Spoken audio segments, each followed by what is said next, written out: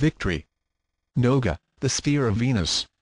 From D7 came D8, the fourth glory. Kokab, the sphere of Mercury. From D8 came D9, the fourth foundation. Lavana, the sphere of the moon.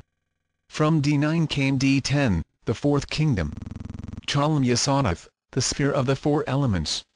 By inserting a sphere which he calls the Empyrean before the primum mobile, Kircher moves each of the other spheres down one, resulting in the elimination of the sphere of the elements and making D10 the sphere of the moon.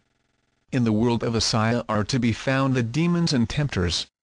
These are likewise reflections of the 10 great globes of Atzilith, but because of the distortion of the images resulting from the base substances of the world of Asaya upon which they are reflected, they become evil creatures, called shells by the Kabbalists.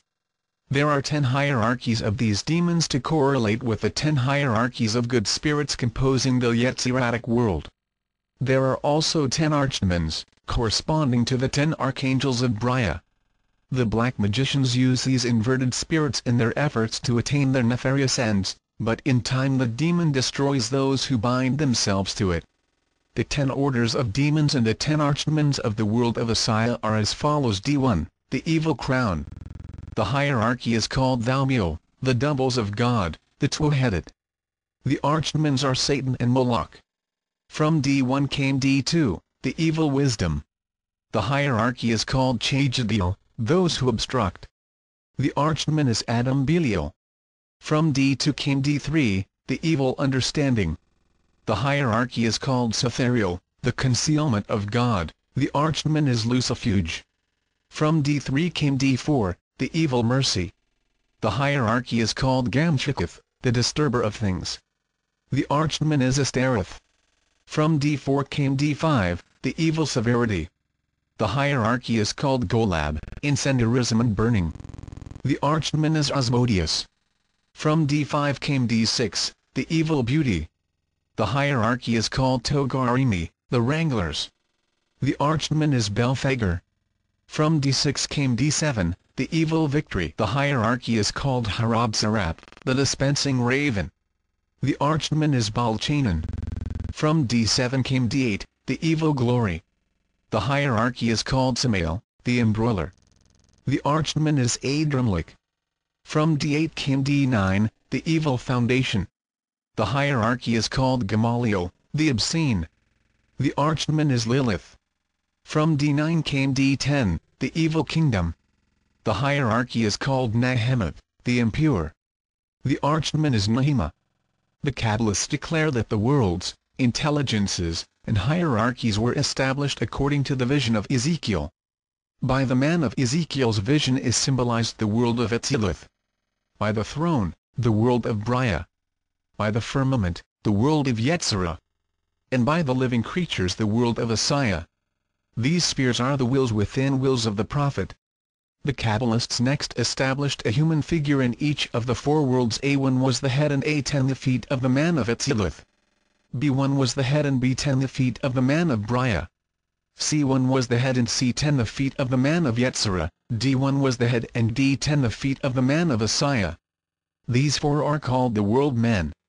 They are considered androgynous and are the prototypes of humanity. Insert. The Kabbalistic scheme of the 4 worlds. In the above chart the dark line between X3 and A1 constitutes the boundary of the original dot, while the concentric circles within this heavier line symbolize the emanations and the worlds which came forth from the dot.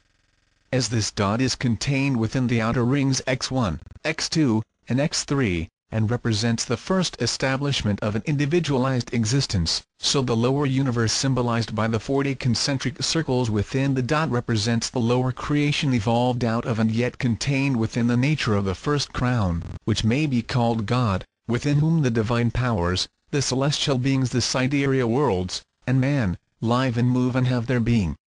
It is highly important that all the rings within A1 be considered as being enclosed by the primitive dot, which is itself encircled by the great ring X1, or the auric egg of Ein Sof.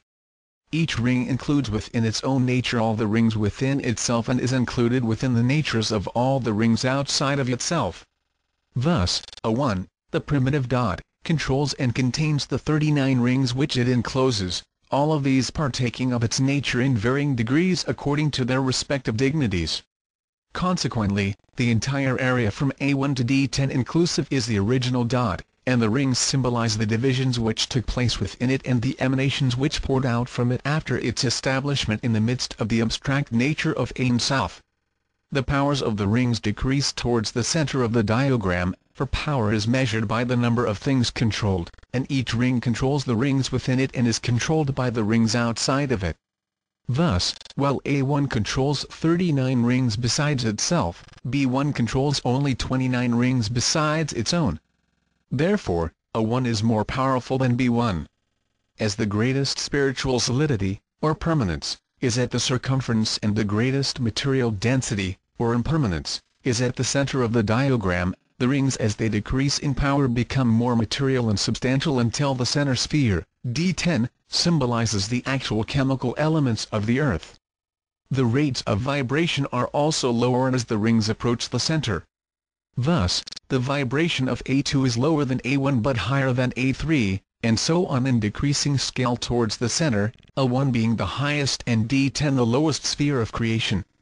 While A1, the ruler of creation, controls the circles marked A, B, C, and D, it is less than the three rings of Ein Sof, X1, X2, and X3, and therefore bows before the throne of the ineffable Creator from whose substances it was individualized. Continued. The human body, like that of the universe, is considered to be a material expression of 10 globes or spheres of light. Therefore man is called the microcosm, the little world, built in the image of the great world of which he is a part. The Kabbalists also established a mysterious universal man with his head at A1 and his feet at D10. This is probably the secret significance of the great figure of Nebuchadnezzar's dream, with its head in the world of Atziluth, its arms and hands in the world of Bria, its generative system in the world of Yetzirah, and its legs and feet in the world of Asaya. This is the grand man of the Zohar, of whom Eliphaz Levi writes, it is not less astonishing to observe at the beginning of the Zohar the profundity of its notions and the sublime simplicity of its images. It is said as follows: the science of equilibrium is the key of occult science. Unbalanced forces perish in the void. So passed the kings of the elder world, the princes of the giants. They have fallen like trees without roots, and their place is found no more. Through the conflict of unbalanced forces, the devastated earth was void and formless, until the Spirit of God made for itself a place in heaven and reduced the mass of waters. All the aspirations of nature were directed then towards unity of form, towards the living synthesis of equilibrated forces. The face of God, crowned with light, rose over the vast sea and was reflected in the waters thereof. His two eyes were manifested, radiating with splendor, darting two beams of light which crossed with those of the reflection. The brow of God and his eyes formed a triangle in heaven, and its reflection formed a second triangle in the waters. So was revealed the number 6, being that of universal creation. The text, which would be unintelligible in a literal version, is translated here by way of interpretation. The author makes it plain that the human form which he ascribes to deity is only an image of his meaning, and that God is beyond expression by human thought or representation by any figure. Pascal said that God is a circle, of which the center is everywhere and the circumference nowhere. But how is one to imagine a circle apart from its circumference? The Zohar adopts the antithesis of this paradoxical image, and in respect of the circle of Pascal would say rather that the circumference is everywhere, while that which is nowhere is a center. It is however to a balance and not to a circle that it compares the universal equilibrium of things. It affirms that equilibrium is everywhere, and so also is a central point where the balance hangs in suspension. We find that the Zohar is thus more forcible and more profound than Pascal. The Zohar is a genesis of light. The Sefer Yetzirah is a ladder of truth. Therein are expounded the 32 absolute symbols of speech, being numbers and letters. Each letter produces a number, an idea and a form, so that mathematics are applicable to forms and ideas, even as to numbers, in virtue of an exact proportion, and a perfect correspondence. By the science of the Sefer Yetzirah, the human mind is rooted in truth and in reason. It accounts for all progress possible to intelligence by means of the evolution of numbers. Thus does the